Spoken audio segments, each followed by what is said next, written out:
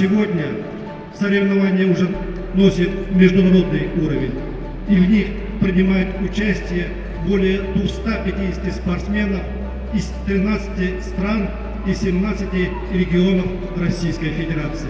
Это является ярким доказательством того, что спорт объединяет, что спорт – это мир и дружба.